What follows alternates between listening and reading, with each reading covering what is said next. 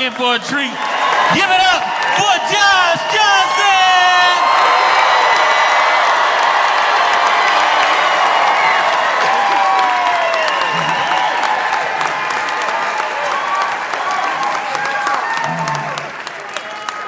I don't expect everyone to know or care about what's happening in New York, you know? Which is why I was surprised that the nation seems so gripped by New York City's mayoral race. Like, this, people talk about it everywhere because I think it's just feels like a beta test for something bigger, you know? In case you're not familiar with who's running, right? You have to understand who's running to understand what's happening. Eric Adams is the mayor of New York City. And Eric Adams, in case you don't know, is one of the worst people at corruption I've ever seen. Like, you know what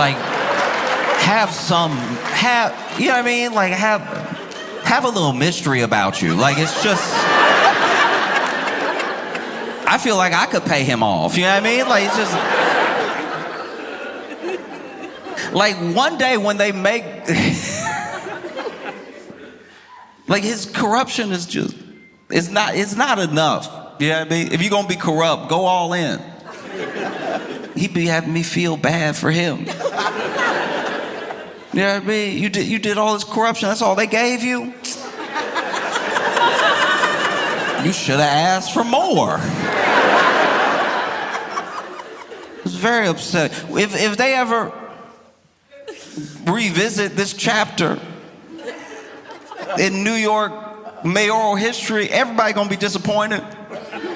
Be like, flights? He went down for flights? Just tickets? You know what I mean? You had a dude in Illinois at least going down for gold bars. That's real corruption.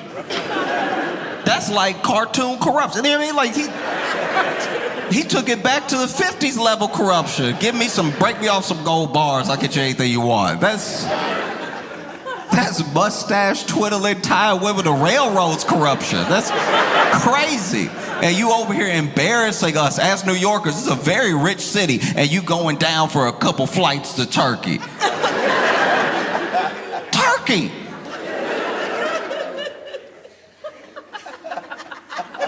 It's insane. But anyway, this dude got indicted. Indicted while in office, but because he has no shame, everybody was like, he gonna step down, right? Like, he got step down once he's indicted. That's too embarrassing to go to work indicted. The closest thing I can imagine to, like, okay, okay, this is bad, my bad. Look, so when I was a kid, I mean, I was a little bit older, but my buddy's dad got in trouble, and he got a little time. He had to do like a year, right? But he did, one of the crimes, I still don't understand this, one of the crimes where you get to report to jail. Like, you get to report to, that's always weird, because whenever you watch Law and Order, they take you like, jail start right after like, usually that's jail, you know what I mean? Like, usually they take you out, I didn't do it, right? But for some reason, they told him he was guilty, but they let him, get his stuff in order, and he could report to jail. And that weekend, his son, my friend, took the car without permission and came home a little later than curfew. And clearly, his kid may be like acting out of frustration about things that are going on with his dad, but he gets home and his dad's very upset with him, and he's like, you didn't ask for permission for the car, you're supposed to be home by 10, I'm sorry, but you're grounded. And my buddy was like,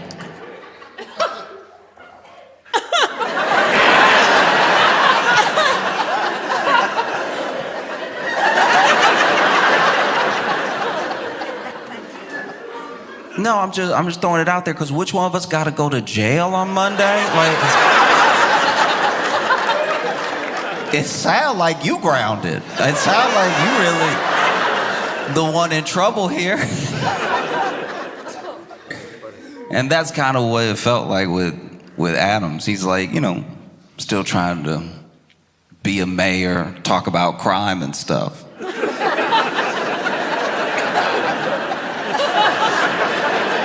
Over here talking about crime in the city.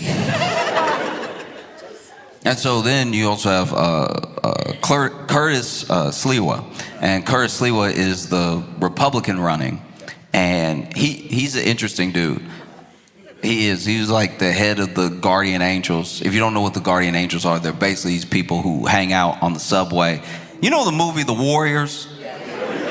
All right, it's like that, but if one of the gangs wanted to be the police. Like, all they really do is just fight black and brown people that they think are doing a crime, and sometimes lose the fight very badly because they are getting older. And Curtis Sliwa, like, I guess I could slightly see how someone like him ends up like him, because he does have a story of violence against him for every story you bring up about New York City. Like, you'll be like, hey, do you ever take the yellow cab? He's like, I was shot in the back of a yellow cab in 1986. And you're like, how has this much happened to you? But Curtis Lee was running as a Republican. And then you have Andrew Cuomo. Andrew Cuomo is a former governor. And now he is running for mayor because governor turned out so well.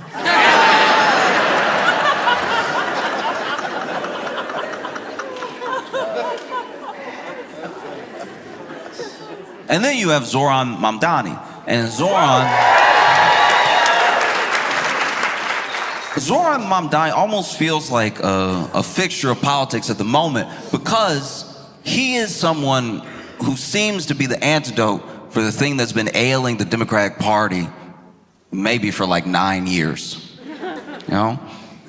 This is a dude who is running on what he will do and his own policies that he believes in. And it's one of the first people, Democrat or Republican, that is running without really having to say anything about Trump. He has his own ideas. He has things he wants to do for the place that he is running. He's not running on being not like Trump or closer to Trump or someone Trump will call or someone that Trump hates. He is not using Trump in his orbit. People bring him up, but he himself is saying, I want to make the buses fast and free. I want to have free child care. I want to freeze the rent for rent-stabilized homes. And I want to make sure that we hold bad landlords accountable. Things that are very specific, because that's the other thing that it feels like the Democratic Party has been missing, is a clear and concise plan for a policy, something that you can attach yourself to, that you don't really need to get in the weeds for. Because I'm not saying that Democratic senators and Democratic candidates have not had good plans. I'm just saying that once you need a graph,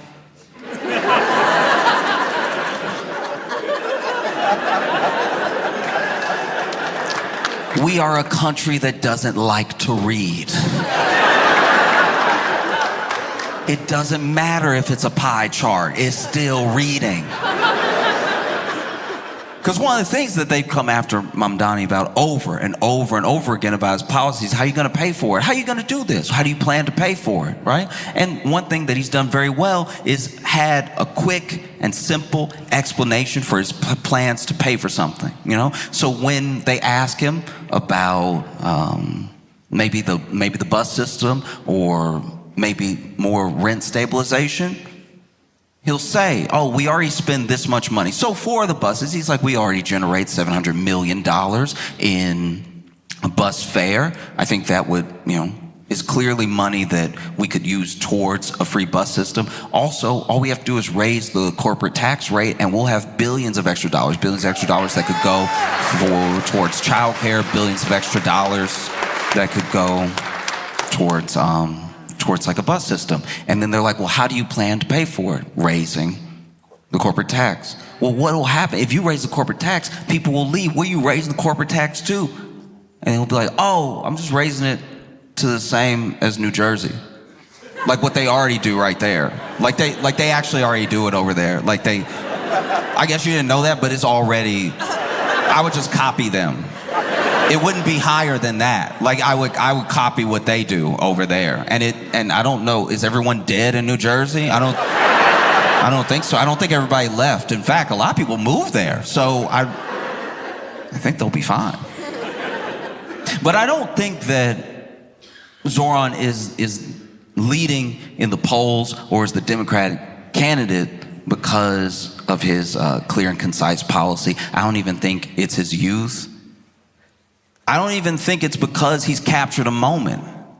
I think that he is the front runner because he, more so than anybody else, to a degree I've never seen before, is the number one, I'm telling you, the number one, of all time, the number one Andrew Cuomo hater. He hates this dude. He hates this dude so much. He hates this man. He wake up and hate him. He wake up and he hate him with a smile too. You ever had somebody hate you with a smile? It makes you feel crazy. You're like, what you just said to me was foul, but you're smiling. Why are you smiling? No, he hates this dude. And look, don't get me wrong, they all hate him. Like every candidate hates Cuomo. Eric Adams hates Cuomo so much that even though he had zero chance of winning, even though he was actually campaigning, this man was like, look, I'm gonna do it better next time. And we're like, do you mean crime? Do you mean? Eric Adams, he's even, look, to his credit, he is stumping with Cuomo. He's over there side by side with Cuomo and everything, probably looking for a job because he's about to be out of one. You know what I mean? Like he is out there with Cuomo, but you can tell he hates this dude. Sliwa hates him. Curtis Sliwa hates Cuomo. He hates Cuomo so much that he was actually asked by a reporter, you know, you're over here getting about 11% in the polls.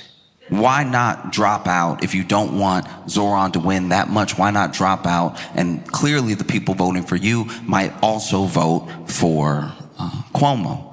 And then Curtis Sliwa looked really offended. He was like, why would I drop out? People like me.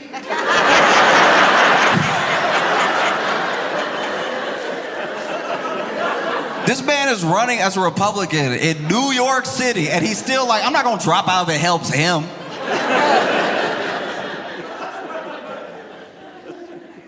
Zohran Mamdani hates Cuomo. He hates that dude so much. Hates him so effectively. Real hate. I've never hated somebody so much. I learned all their stats. Zohran hate Cuomo so much, he memorized everything Cuomo ever did wrong and bring it up any chance he get. That's generational hate. I think Andrew Cuomo hates Andrew Cuomo because he running. It's like, why are you putting yourself through this? You know, man. Because then you look at the debates. Okay. This is very important. I gotta go back in the story for a second because Andrew Cuomo wasn't always hated. Even if you hate him right now, think back to a time where you didn't even know who he was. That time he was like beloved. People forget all about it because that's kind of what we do whenever somebody has lost favor in the public eye. A lot of people say they never liked him or that they don't really know why anyone ever liked him. But people loved Cuomo, especially 2019 into 2020. People loved that dude. People loved Cuomo so much. I think that's why people hate him so much now. Because everything he did feels like such a betrayal of their love. You know, people were out here calling themselves Cuomo-sexuals. Look it up. That's a real thing. People loved him so much. And then he got popular around the same time that like zaddy became a term and everything. So he was riding some of that wave and stuff. And you know, there were people, Cuomo couldn't go anywhere without middle-aged women fawning. They were like, oh, he's so handsome. They loved Cuomo. And then COVID came. And for a little while, they loved him even more because New York's numbers during COVID looked really, really bad initially. Obviously, it would. It's an epicenter of travel. People go there from all over the world. And we're also on top of each other all the time, pandemic or no pandemic. But then we saw these huge numbers that scared everybody. And Cuomo's like, we're going to take this seriously. We're going to lock everything down. And he announced a bunch of policies. As soon as he announced those policies went into effect. And you saw the numbers crater. It was genuinely amazing to watch. It really felt like there was a lot of hope and everybody was going to live. And this is a long time before the vaccine came out or anything. So it was when people were at peak fear, right? But it was a wild time in New York because we had shut down so effectively that for the first time in New York City, the air was clean. You could take a deep breath. And then later, there was a scandal. Basically, it was exposed that Cuomo was doing some of the same things that Ron DeSantis was accused of doing in Florida, because Florida also had some pretty good numbers during COVID, which is weird because they didn't have any real shutdowns. They didn't have any real mask regulations or anything like that. But then both Cuomo and DeSantis were caught just not reporting or telling people not to report certain numbers. And it turned out that New York was looking really, really good in certain sections of the lockdown, except for nursing homes. And so the thing that's really important about that is that if you see the numbers going down and you've set up a bunch of policies, you'll think, okay, we should just keep doing this, see if the numbers go down further, right? If the numbers go up, you're like, clearly we need to change something. So because we did not have those markers of spikes, we didn't change things. And so there were a lot of seniors that died that didn't need to. They died in nursing homes because of protocols that just didn't have enough evidence around them and weren't the best practices, right? And he was covering it up. Some were saying by 50%, right? And so people started to like him a heck of a lot less. And then at the same time, basically in tandem, he was accused by about 11 women of sexual harassment. Then it was 13. That's stats. Those are numbers. Double digits, you doing it. You are clear. 13 women who don't know each other all got a story about you. That's you. You doing it. All of a sudden, nobody was Cuomo-sexual anymore.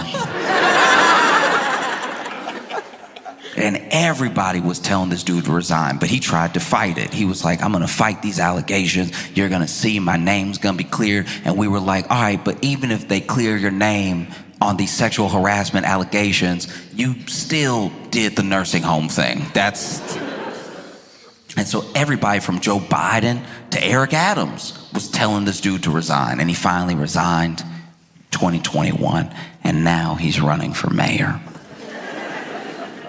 That's just important to make sure you know, because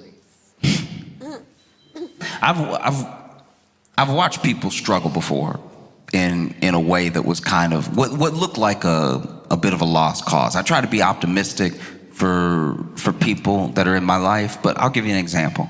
My buddy wanted to enter an arm wrestling contest, and we are built the same. I'm never going to tell anybody not to follow their dream, but I won't let someone sleepwalk off a building. And so I was like, are you sure? Because, you look like a mirror right now, and I'm not entering any arm wrestling. But he's like, no, I want to do it. Been watching online, it's so cool. There's actually a tournament coming up. I want to go. And so, I went with him. We went, and this dude squares up. It was one of those ones where they got the peg on one side, so you grab it, and they got your arm with the pad for your elbow. And sure enough, they went. And as soon as they started, he was over here.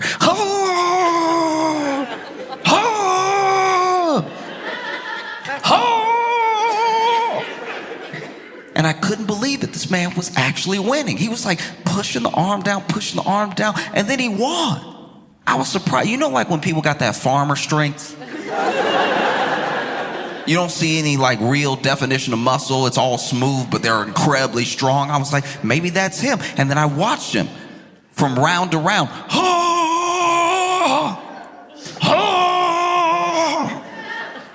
This man got to the semifinals. And at the semifinals, somebody walked up who really did look like a final boss. In my head, I was like, you've done very well for yourself. It's time to pack it up before he take that arm for good. It's gonna pop right out the socket. You're gonna leave with one. And sure enough, he squared up. And then they told him to go, and he, But this was different. This dude wasn't really moving, but he was really strained, even leaning a bit. And then he started to make noises he hadn't made in the other rounds. Once you scream in an arm wrestling contest, you have lost something. This man,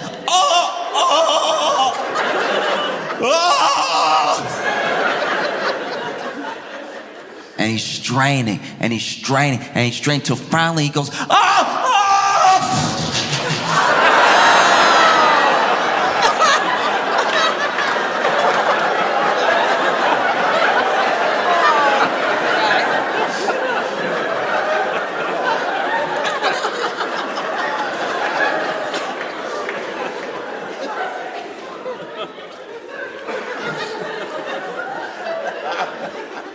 and he won.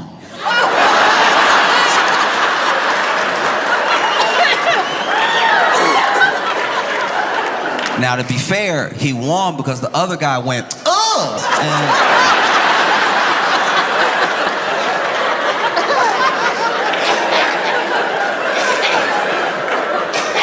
apparently that is a disqualification. Yeah, even when we were in the car ride home, we did have to leave. He didn't get to go to the finals because even when we were in the car, I was over there trying to be optimistic. I was over there like,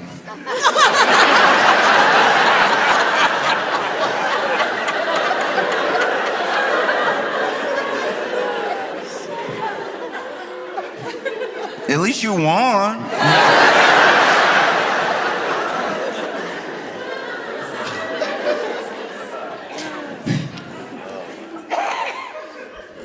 I give you an example of how much Zohran Mamdani hates Andrew Cuomo. In the first debate, right? In the first debate, it was Curtis Lewa, Zohran Mamdani, and Andrew Cuomo all on stage together. Really, the race is between these two, but every once in a while we throw Curtis a question. And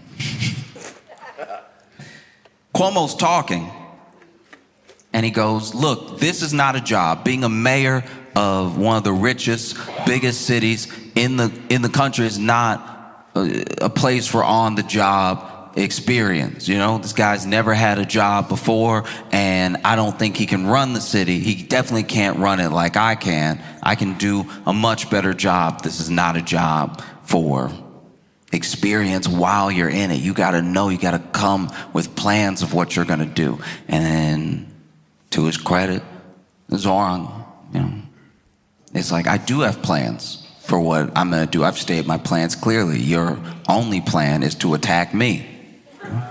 And Cuomo also came at him with a couple of things that are like talking points that a bunch of the candidates have used that they're not really clicking for me, but I don't know. Maybe I just don't have enough Islamophobia to have it register. But one of the things that Cuomo brings up is like, this man still, won't denounce the phrase globalize the Intifada all right? You know, he's over here lobbing accusations at me. He still won't denounce the phrase globalized antifada. What Andrew Cuomo is referring to, supposedly, is a time where someone else said it and Zohran didn't, I guess, tackle them. This isn't language that he used. It's not something he said. It's something that someone else said that I guess he didn't do enough about in Cuomo's eyes, right? Mamdani responded, well, look, you're talking about things that are from 2020. And since we're talking about things that are from 2020, I don't know why, you know, people would elect a mayor who sent so many seniors to their deaths in nursing homes. You know, what I lack in experience, I make up for in integrity. And for what you lack in integrity, you could never make up for in experience. And I've never watched any debate like a rap battle. I was sitting in front of the computer like, oh! Get him!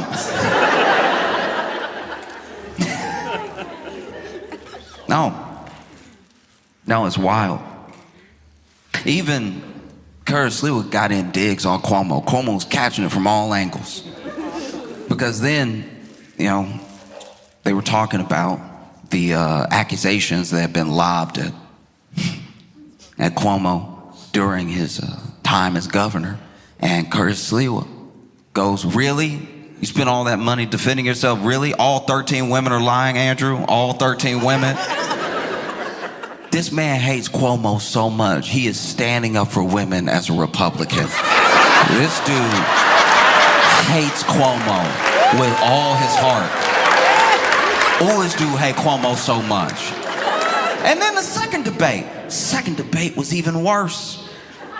There was a moment in the second debate where the candidates were allowed to ask each other a question. It was just question and answer. They couldn't go back and forth. You just got a question, you had to answer. And Cuomo went over on Mamdani and he was like, you took a picture with this leader in Uganda. Did you know that this leader is actually someone who denounces all rights for gay people? They've actually worked on making it illegal to be gay in Uganda, and you took a picture with them. And Zohran answered, listen, at the time, I did not know this person's policies. I took a picture with this person. If I had known, I would not have taken that picture, full stop, right? And then it was Zohran's turn. And Zohran asked, he was like, Mr. Cuomo, in 2021, you were credibly accused by 13 women of sexual harassment. And in that time, you spent $20 million of taxpayer funds to defend yourself from all of these women. And you've lobbed, you know, lawsuits, and you've worked with judges for gag orders and everything. You filed defamation suits on all these women. You have actually tried to obtain gynecological medical records of some of these women. Well, one of those women, Charlotte Bennett, is actually here tonight in the audience. And you know, she can't even tell her story or speak for herself because you've lodged a defamation suit against her. But I can speak, so I want to ask on all of their behalfs, what do you say to the 13 women that accused you of sexual harassment? And it's in that moment I realized I wasn't hating to my full potential as a person. You know what I mean? Like, I am a C-tier hater when it comes to... This level of hate is unprecedented. I thought Kendrick hated Drake. This is truly wild. Because what can you do if you're Cuomo? I'll tell you what he did. He went,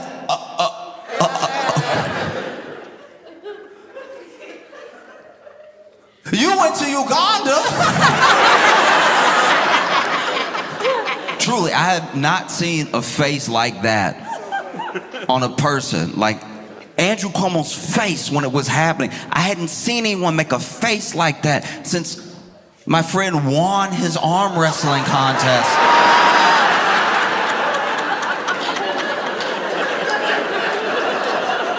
I feel like the same thing was happening to Cuomo that happened to my buddy.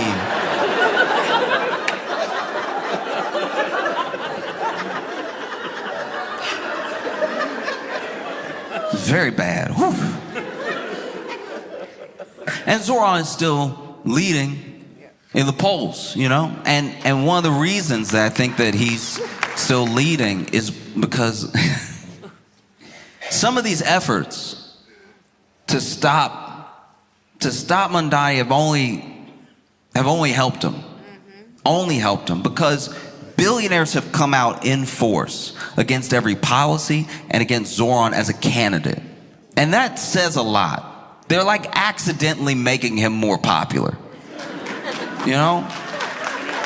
President Trump even said that if Zohran wins, he may have to mobilize the National Guard, take over New York City, which would be not just like a spit in the face to an open, free, and fair election, but what messaging does that look like to you? That you might have to send the National Guard and take over a city if the dude who wants free pre-K wins?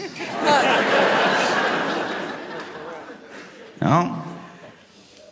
Like all their efforts, they've spent so much money. Zohran himself has said, y'all are spending way more money on ads trying to campaign against me than I was even gonna tax you.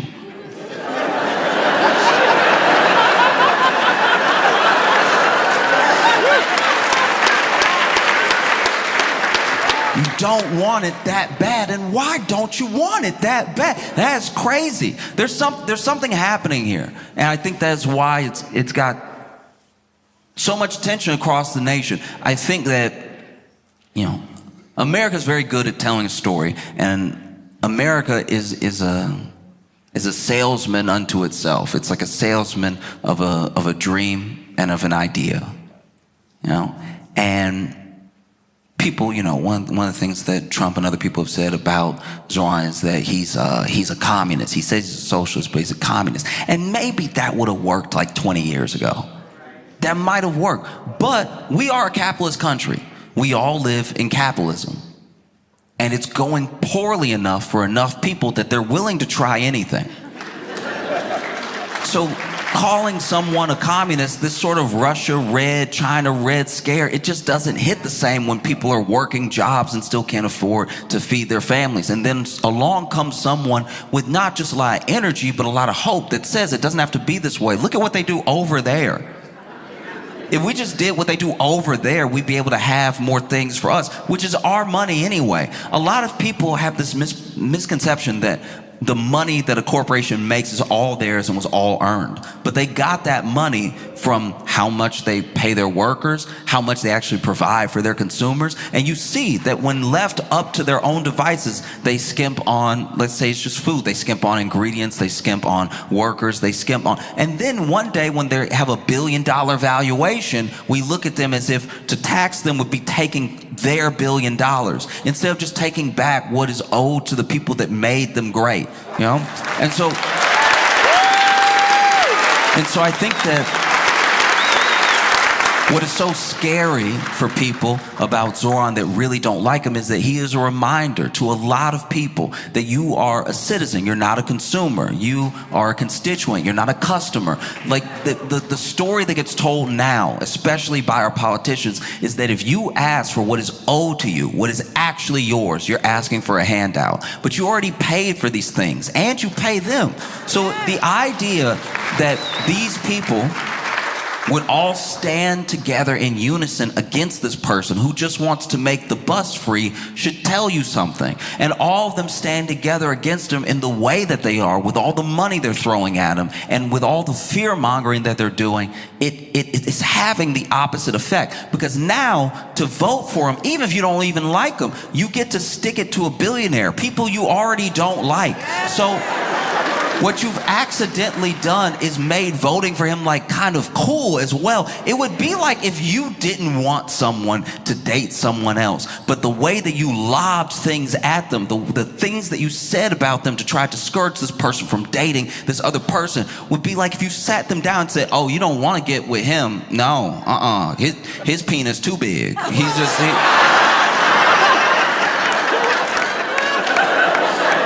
You don't even want those problems. You don't...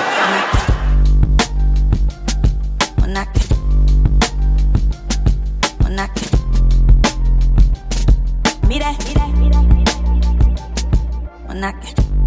Hey friends, I'm going to be hosting The Daily Show again this week, October 7th, 8th, and 9th, Tuesday through Thursday. And I want to take a quick second to say thank you, because the last time I hosted, my very first time, so many of you tuned in, you told people, TiVoed if that's still a thing. So many people watched that we actually set a ratings record. And that was really, really special because I love Daily Show. I love all of you, and to be able to bring those two things together, to be able to set records your very first time doing something is special, but to do it with you was incredible. I look forward to bringing these Daily Show shows to you this week and the video, because you're already watching. You might as well keep watching. Just let it play. I'll see you. Give it up for Josh Johnson!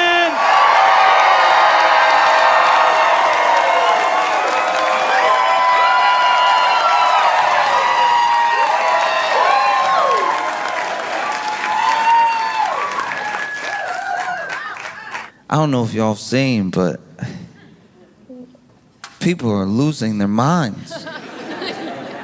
People are losing their minds because Bad Bunny is going to be doing the Super Bowl halftime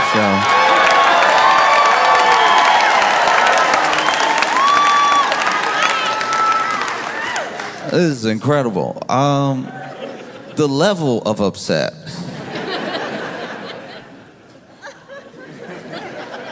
You ever see somebody get so mad that you're like, this is just weird? Like, not even, we're past like the levels of angry I expect you to get, and we're into a new realm where it knocks me out of even any sort of reactionary response. I'm more just like, are you okay? One time, I was at a McDonald's, right?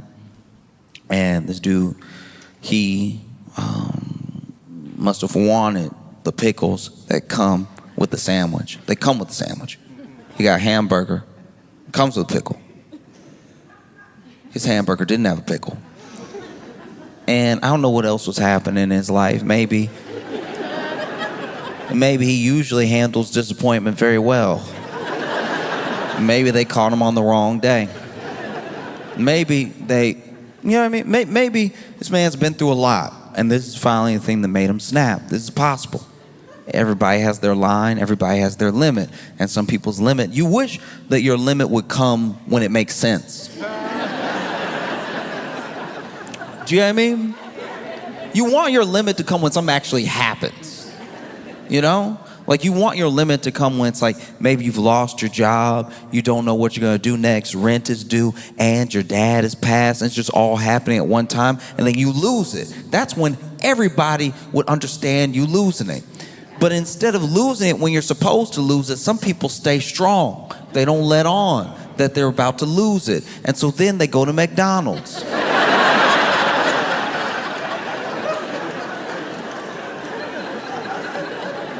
And they order a burger. And then they realize their burger doesn't have a pickle, and then all the injustice in the world comes out. All at once in this McDonald's.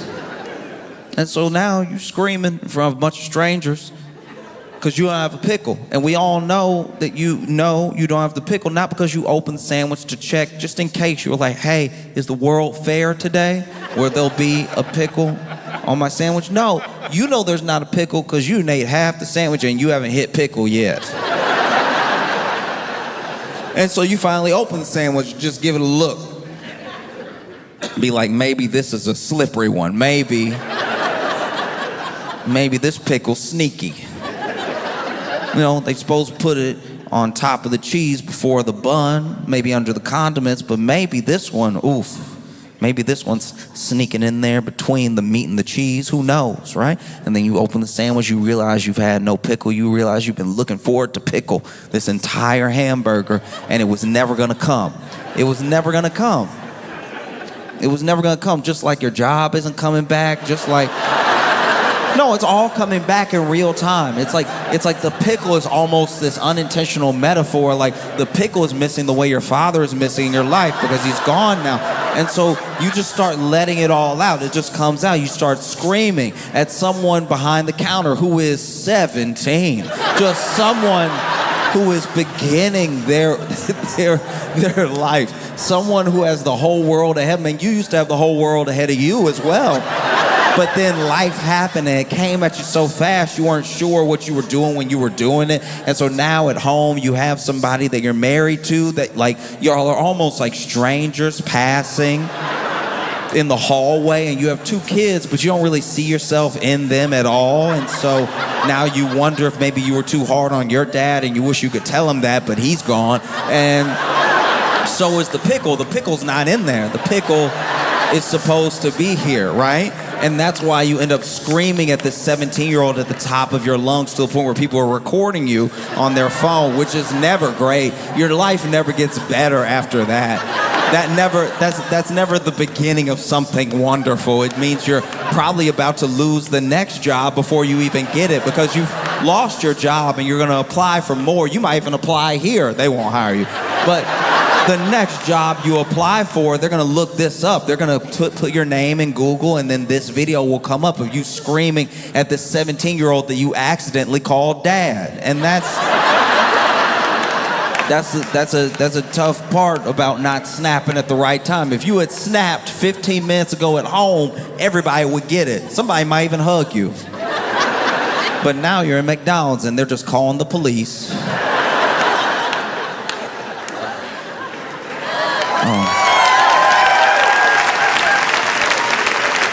No, it's tough.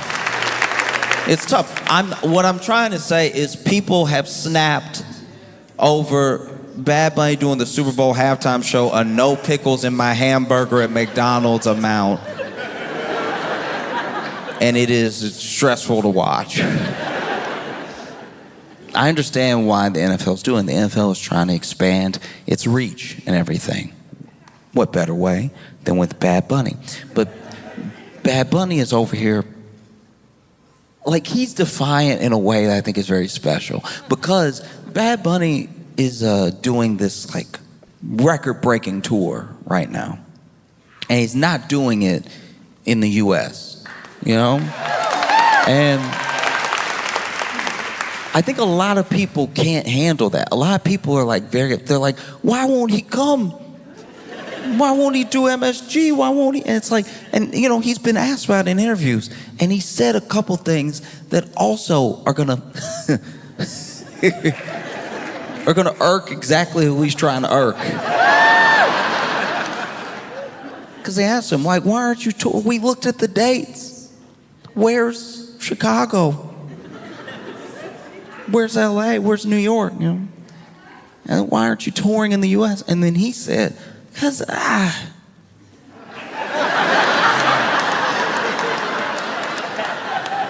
it's just not necessary.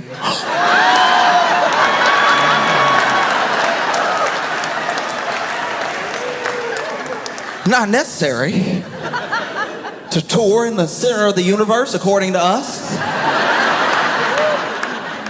Not necessary. Ooh, that was a gut punch. Not necessary. Don't worry, I'll be making plenty of money around the world. You know, the rest of the world. Like literally. They had other people ask him. And he was like, hey, look, I don't do shows here right now because I don't need ICE hanging outside of my shows trying to do some sort of sting or something like that. I want my people to be safe and everything. In fact, if you want to see me bad enough, I'll be doing a bunch of shows in Puerto Rico. You can come to Puerto Rico. And plenty of people were like, Puerto Rico? Where's that? Because it's actually terrifying. It is like bone-chilling scary how many people who live in the U.S., like U.S. citizens, that don't know what land the U.S. has. It's like, I don't know what civics class or what, is it just geography? How are we failing the youth and the elderly? Like, it's like, because it's not like you can just blame it on the kids. Grown people also don't know. This is crazy. All right, look, just bring it up to speed, okay? Real quick. And I'm not judging anybody, because I might even have the dates wrong, okay? But in 1898, at the end of the Spanish-American War, America got Puerto Rico. So already, territory, Puerto Rico, right? 1917, Puerto Ricans gained U.S. citizenship. 1952, Puerto Rico became like a sort of commonwealth, which I guess a lot of people miss because like we don't have a king or we didn't have a king or like whatever, but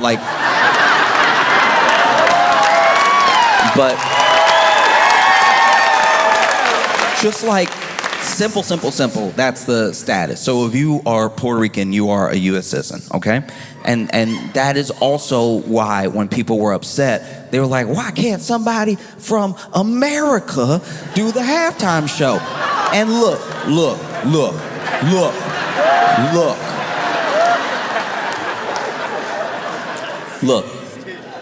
Listen to me. The people screaming that are coming from a very specific place. They have watched the Super Bowl religiously, and the last few years have watched it get blacker. And I understand. After Kendrick, they were like, it's black now. Is it finally black enough? You blacked it. You did it. It's been blacked. All right? That's enough. It's been black, and I watched it. I didn't get it. But it was black, and you had it. Can we have one? Because I don't think you're gonna get blacker. So it's gotta be our turn again. And they thought, surely, their time was coming. You know? After Kendrick, next one gotta be, you know what I mean? Yeah. Next one gotta be the one that does that song with the twang to it that you really like. Gotta be. Come on, we even, look, you did it. So I did all that rapping. I let rapping in my house just because it was a Super Bowl halftime show. That's as black as gonna get. I refuse to let it get any blacker, all right? These people were like, it can't possibly get blacker. And then they were like, all right, I'll raise you no English.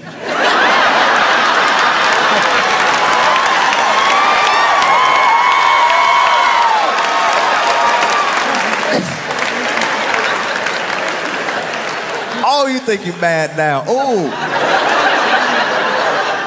we gonna make you pray for Kendrick. We gonna make you.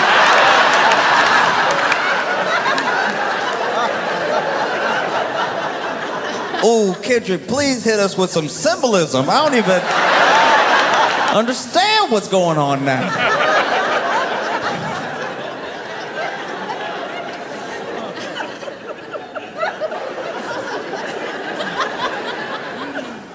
Oh, no, this is so funny. They're so mad. They're mad in a way that's like, I don't even know, like even if I wanted to help, I wouldn't even know where to start. Because what are you so mad about? It's like, because it's Super Bowl. It's Super Bowl.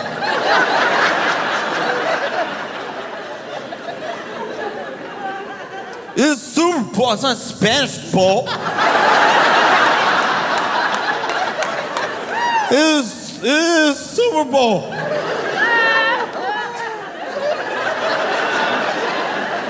What's next? I love what's next, by the way. People love to take a thing that's actually happening and then do a hypothetical that'll never happen off of what's next. You see Bad Bunny's doing a Super Bowl halftime show. What's next? You gonna make Superman Mexican? That's what's next.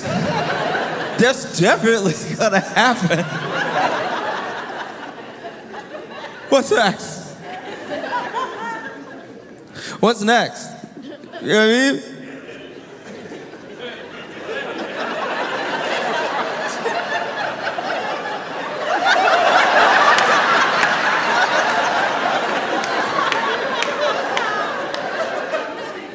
What's that? Because it's scary. It's scary, you know? You watch the Super Bowl halftime show, these people might, by accident, learn some Spanish.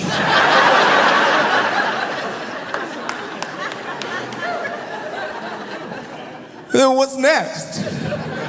If I learn the Spanish, what's next? If I learn the Spanish, what happens then? Because if I learn the Spanish, then when people are speaking Spanish, I'll know what they're saying, and there's no way they're saying anything nice about me. But no, people losing their minds. I can't believe it. Spanish? He's gonna speak Spanish? I'm gonna have to sit there and listen to somebody sing and rap in Spanish?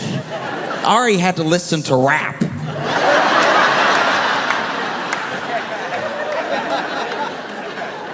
know what that was like for me? You know what that was like for me to hear rap in between the game I bet on? I'm gonna have to sit there and listen to somebody Spanish. I'm gonna have to sit there listening, watching the Super Bowl halftime show to Spanish. I'm gonna have to sit there with my guacamole and my chips in my lap, listening to Spanish. I am gonna have to sit there while I eat the tacos that I Uber Eats to my place, listening to Spanish. The idea that I could have a deluxe crunch wrap and have to listen to Spanish is crazy. Not in my America. Spanish? Are you serious?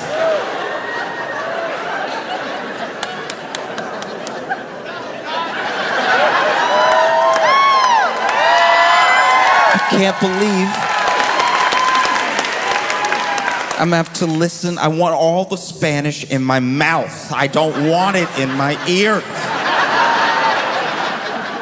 Which has like pretty much been the approach of a large portion of the U.S. for a long time. So much of the culture, so much of what people like about a culture that they're willing to take in, they try to do as best as possible to the exclusion of the people that the culture's actually from, right? So you'll see how people of Latin descent have been treated in this country the entire time while we fall in love with more and more and more and more of their stuff. You know what I mean? And it's something that obviously happens to black people. It's something that's happened to Asian Americans and everything, but it's something that doesn't always get addressed, is that if you loved what we make, then just love us. We made it. You know what I mean? Like, it's a crazy thing. It's a crazy thing to love almost every aspect of a culture and then meet the person who created that culture and be like, I don't know if I trust you though. I just kind of want all your stuff at my house. It's like, oh, I love that thing that you do. I'd probably just take it. What if I took it and then pretend it was mine? Wouldn't that be dope? What if I take it so hard that one day I tell you about it? No, I tell you about it, and then I tell you you're doing it wrong, because it's actually... No, what if you have your entire culture with a different understanding of everything, a different understanding of the world, because it's from a different lens, and it's also from perspective of a people who have built a very rich heritage and everything. And what if one day I stop by and I'm like, oh, that looks cool, I'll take some of that. And then when I say it back to you and you're like, that's actually not how you say it, I'm like, I think I know how to say it. All right, I'm very familiar with the Latin X culture, all right? Huh. Please, that's sweet of you to try to help me, but I'm well-versed. Oh.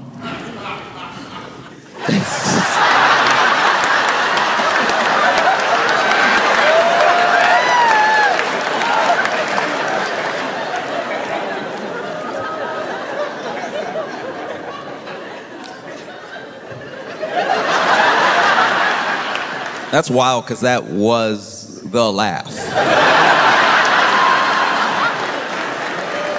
All right. No, because you see, Bad Bunny moves in a way that's very intentional, and he has the loyalty of his fans and his people because of how he moves. Because there are plenty of people that truly, and I'm not saying this from a place of judgment, I'm saying it just from noticing. There are people who truly forget where they come from as soon as they get success. It is a very, sadly, once again, it's a very American mindset to have, that as long as you get taken care of, as long as you're okay, you can leave whatever behind, and you're out now. And you're out, you made it out. And then you start to rationalize in your head, well, if I made it out, then people just have to do what I did to make it out. I'm not special. And they'll be able to take care of themselves. And then all of a sudden you're gone. And there's not a real building of community. There's no upward mobility for the people around you. You just up and went, right? And look, it's also a very hard thing to do, to try to bring everybody with you. Plenty of people have gone bankrupt trying to do so. You see us like, and I've done it from time to time. I'm not innocent of this thing. So once again, I'm not judging. But you see us with entertainers and athletes, we'll judge them for like going broke quickly, and we always make the assumption it was because they made stupid decisions.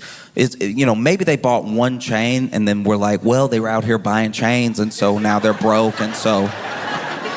But more often than not, what happens, and what a lot of people don't talk about, what a lot of people don't give them credit for, is one of the reasons that they went broke is that this new money, it's a lot of money, but this new money tried to bring everyone with them at the same time. We're not able to set up systems for everybody to succeed. And so then everybody was broke in like 5 years' time.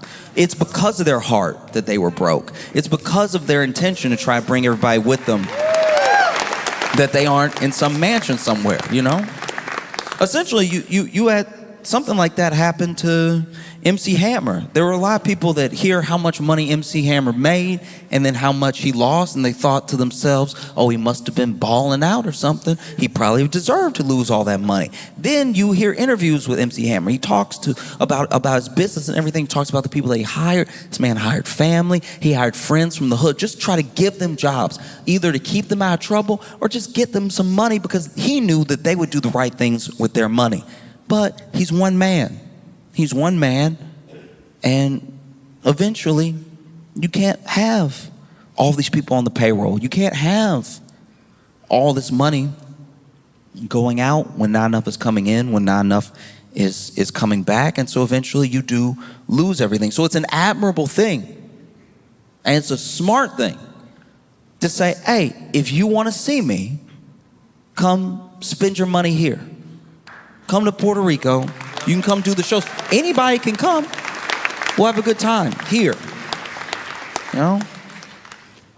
You see Bad Bunny thinking ahead. I'm not going to do shows in a place that has these like ICE raids and everything, because also in Chicago, there was an ICE raid of this apartment complex.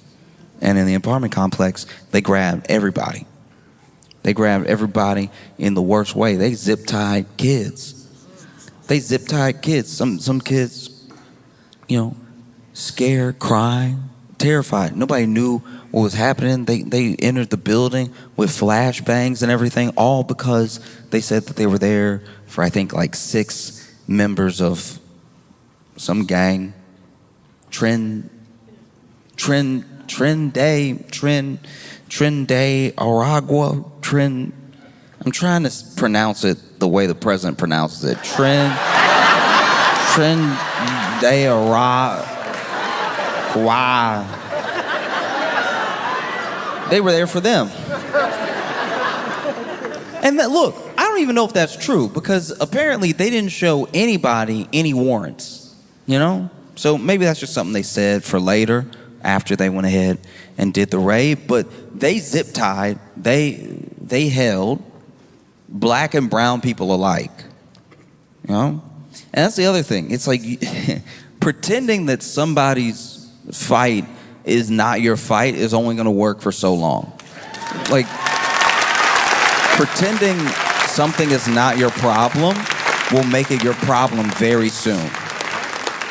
Because already Supreme Court has pretty much ruled that ICE can profile so they can grab who they need to grab, right? And it's like, okay, well, what does an American look like to the people who are grabbing people? You know what I mean? Because, I don't know, I feel like I have some pretty good diction. But I could probably still get zip-tied. If we're going off of looks, it won't really matter that I'm like, sir, please, I'm an American citizen.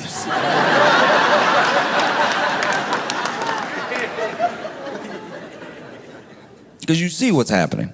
You see what's happening now with ICE in Chicago.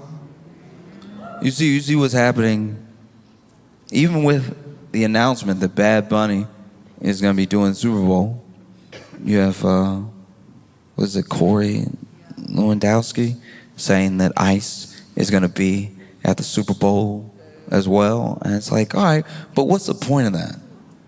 What's the point? Because you know all of the criminal illegal aliens, because that's what they're supposed to be about, right? You know all the criminal illegal aliens every year that score tickets to the Super Bowl.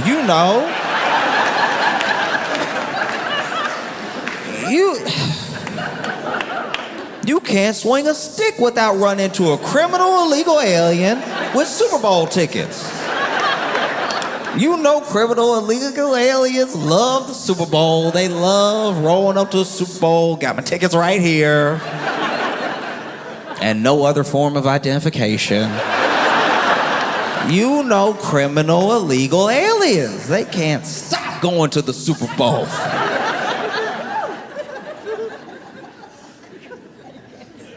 In fact, every year I'm like, when are they going to do something about these criminal illegal aliens enjoying the game while I'm sitting at home because the tickets are like $10,000 just to see? Can't stand criminal illegal aliens having all the money and using it on the Super Bowl. That's an irresponsible purchase. You're not even supposed to be here, Mr. Criminal Illegal Alien, and you going to the Super Bowl instead of hard-working Americans that can't afford to go to the Super Bowl. And we should know that, no one is coming to save us in that way.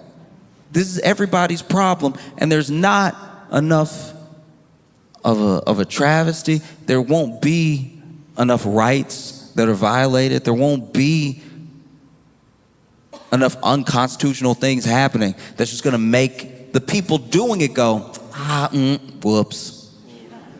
That's not going to happen. They're not just going to stop. They zip-tied kids. Kids who were born here.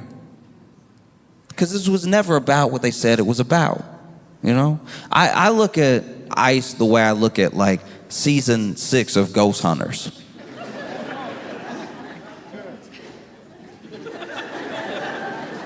You're looking, but you're not gonna find what you're looking for because you made it up, you know?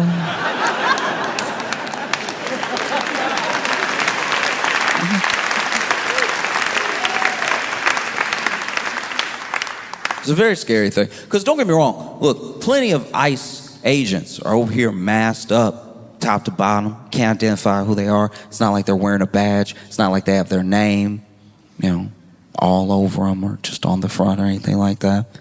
And some of them clearly built like stormtroopers. And then some are built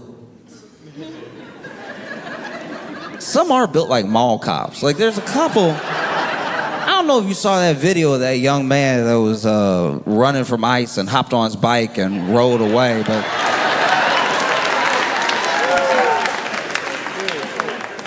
at a certain amount of running, you have to accept that you didn't catch the person. And as someone who had friends that got into trouble, I've watched my fair share of mall cop chases. And these mall cop chases, I don't have them on my phone. They're from memory. They're up here. But they usually start a similar way. They usually start with, what's that? What'd you say to me? And then, just far enough away, they say it again. And so then, mall cop leans forward, and then whether you're on your skateboard or you're on foot, you start making some moves. And as you run, they run. And when they run, they realize they shouldn't run.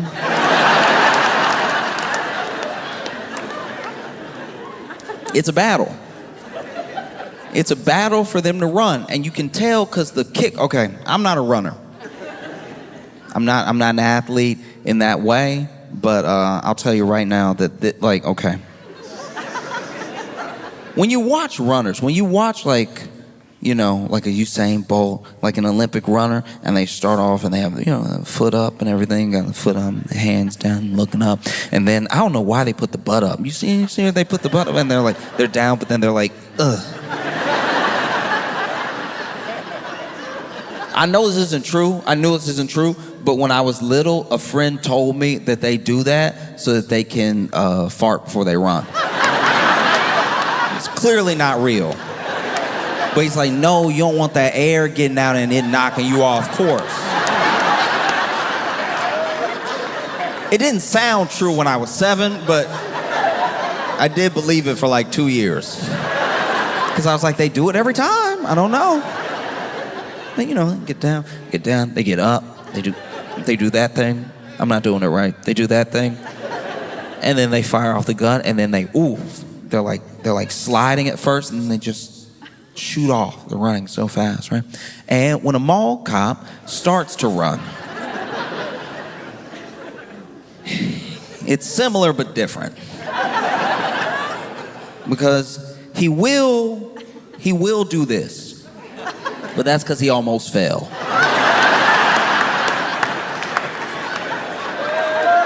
He got knocked off balance reaching for you. All right? So now he,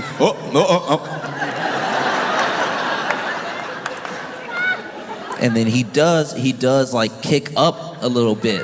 That is a fart.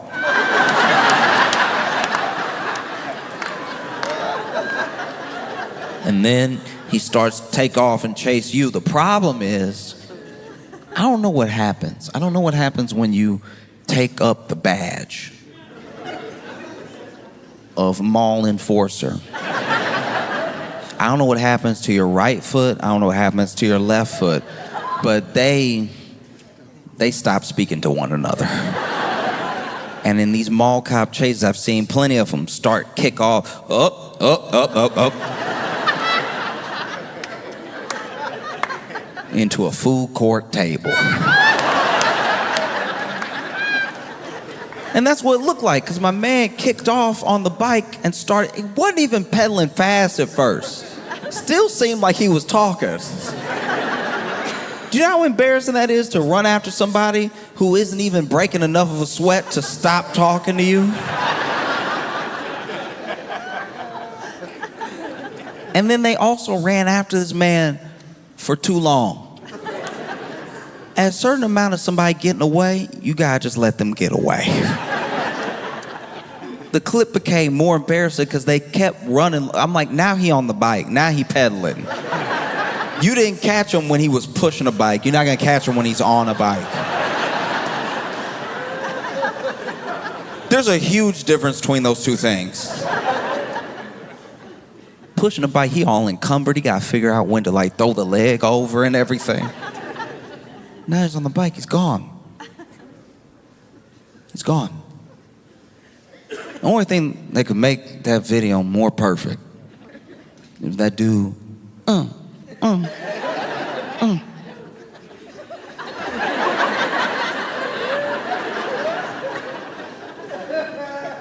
And he pedaled all the way to the Super Bowl halftime show.